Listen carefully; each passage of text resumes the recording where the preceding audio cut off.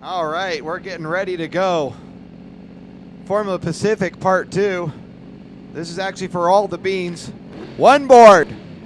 On its side, the revs come up. Green flag and we're racing, and look at that again. It's going to be, well, Chris Siglin with a much better start this time. He's got the lead heading into turn number 1. Ricky Cory Honda's tail, then Lenny Hale in that order. Chris Siglin got the whole shot he wanted. Can he keep it going? Ricky Cory right on his rear as they head on in. Lenny Hale trying to go around the outside of Ricky Cory. Somebody else pulling up close in fourth place, trying to take over third. Here comes turn number 3 for the first time. We've got bikes in all kinds of different lines, but they're staying on it. That new pavement is sticking good as Chris Siglin is up in front.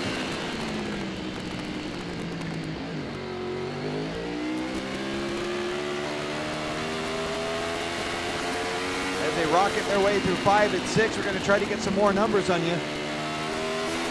But we've got ourselves a Technicolor train. These bikes are nose to tail to nose to tail. I'm saying 4 bikes are breaking away, and that means that there's about a 3 bike length gap back to 5th.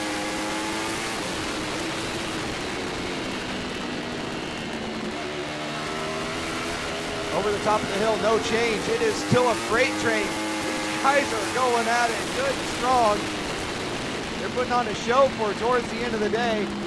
With the quarter speed coming into turn number 10, Chris Siglin still leading the way, and he's got an angry horde behind him.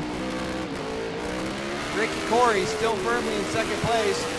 Again, he doesn't really seem to come into the bike until a couple laps in.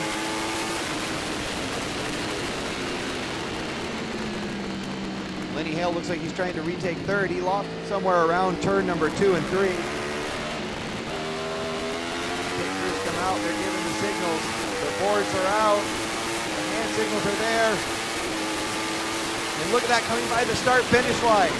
That's Michael Ernest up front. Michael Ernest is playing right now with Lenny Hale. The two of them are battling at it for third place. Ernest coming up the inside, lets Lenny Hale go. Michael Ernest recovered from that off in 9 earlier with fine style as he is right on the tail of Lenny Hale. Welcome back, Michael.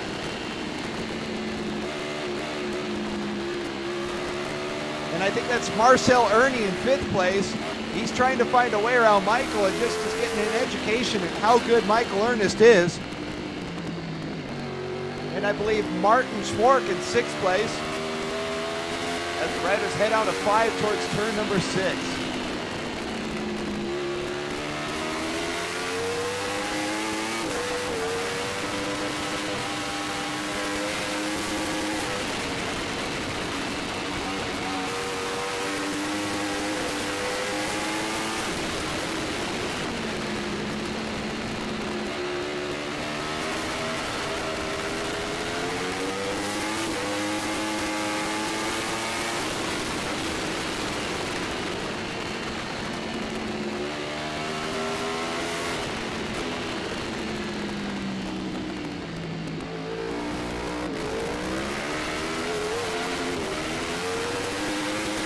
Up in front, Chris Siglin, Ricky Cory, Lenny Hale, Michael Ernest, and I believe that's Marcel Ernie.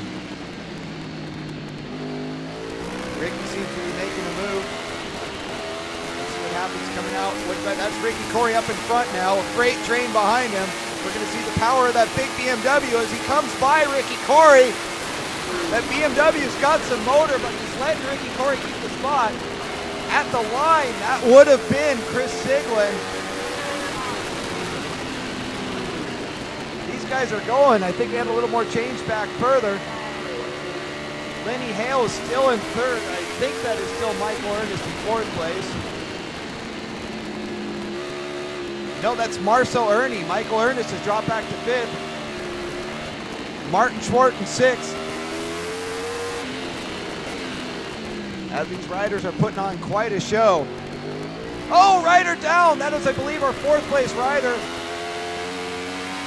That's Marcel Ernie. He's not happy about it, but he's up and okay.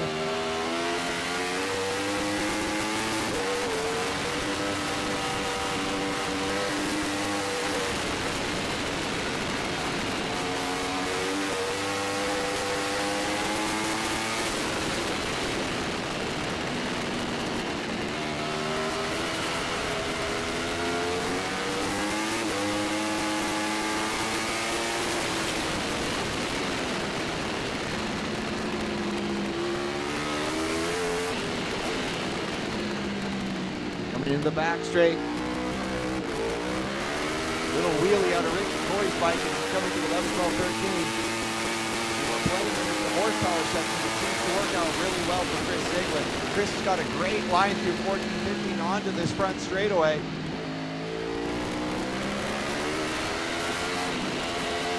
As he pops out, here comes Ricky Cory, Chris Siglin, Lenny Hale in that order. Cross flags are out. We're halfway. Chris does not have what it takes to catch him on that lap. Michael Ernest, Martin Short, Jason Maritzen in that order. Up in front, it's a 3-bike breakaway now. That's Ricky Cory, Chris Siglin, Lenny Hale. 3 laps to go. Siglin with a very inside line, Ricky Cory with more of an outside line. Lenny Hale just sticking to them like glue. Pop over the top of 5. Racing is still clean. Michael Ernest sitting back there in 4th spot.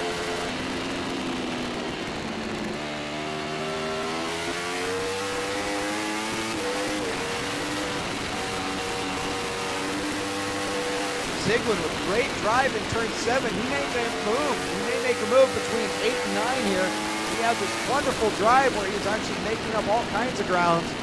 Over the top of 9, I wouldn't be surprised to see a yellow bike up in front.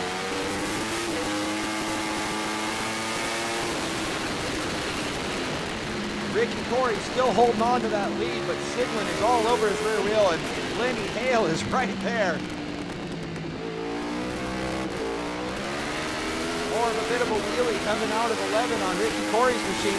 Siglin up close. I gotta think there's gonna be a pass on this front straightaway, if not in turn 14. Siglin's looking to make a move on the inside. I don't know if that's going to cost him his drive coming out into the front straightaway. Siglin currently sitting back in 2nd place. Here comes the drive onto the front straight. The pit signals are out.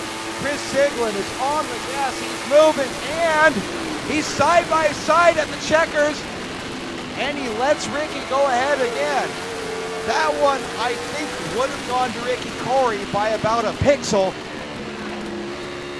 as these guys are giving us quite a show. 2 laps to go. The 3-bike breakaway with Michael Ernest there. If anything happens, he's up on the podium.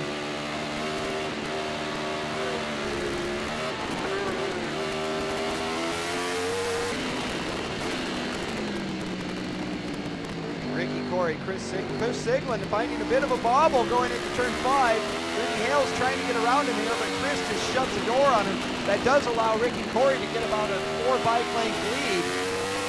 And that may be enough, I'm not sure. I've seen Chris Siglin make up a lot more distance than that before, but what that shows me is Siglin is pushing very hard.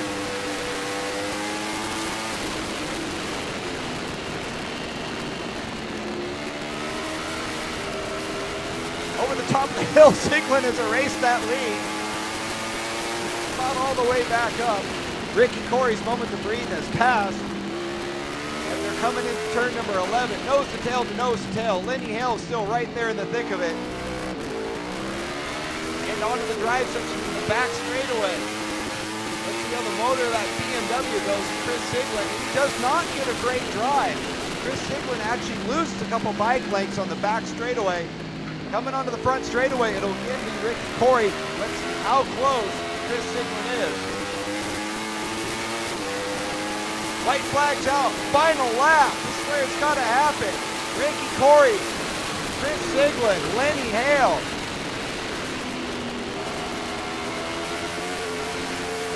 Michael Ernest, Martin Schwartz, Jason Maritzen. And of course, Maxi from Oxymoron.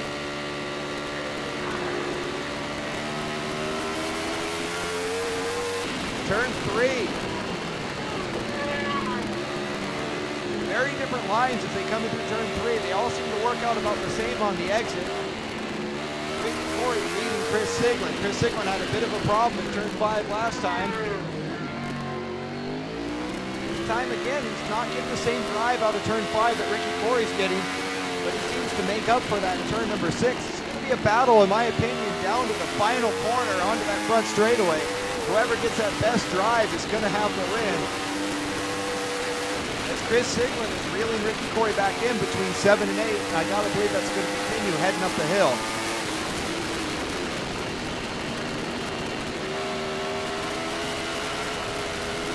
Over the top of the hill, they're not as close as they've been in previous races. Lenny Hale is awfully close to Chris Siglin. Chris has got to make it up in these last couple corners. Ricky Cory has found a little bit of a gap. This is what he desperately needed. Chris Siglin has been worrying him this whole race. Onto the back straight, Siglin with a better drive this time. He's not going to get anything done on the brakes in turn 14, but he could get it done on the gas. Final straightaway, this is anybody's guess what's going to happen out of this final corner. Onto the front straightaway, Ricky Cory with a big gap. I don't think he's going to be caught. Checkered flag is out. Ricky Cory with the victory. Chris Siglin, Lenny Hale in that order. Up next, Michael Ernest with a nice return to Formula Pacific. And here's Martin Schwartz and Jason Lauritsen, and it is close. It's Martin Schwartz taking it from Jason Lauritsen.